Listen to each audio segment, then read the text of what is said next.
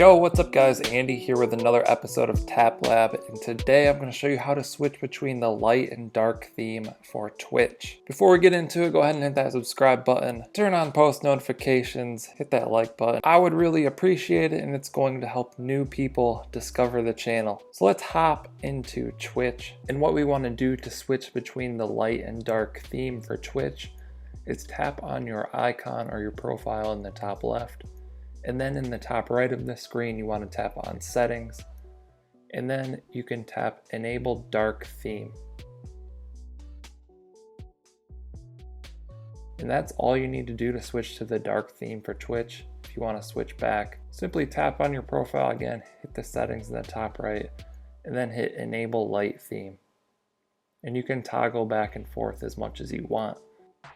Along with this, if you're looking how to do it on the web, simply go to the top right of the screen, click on that little drop down, and then turn on or off dark mode. And you're good to go.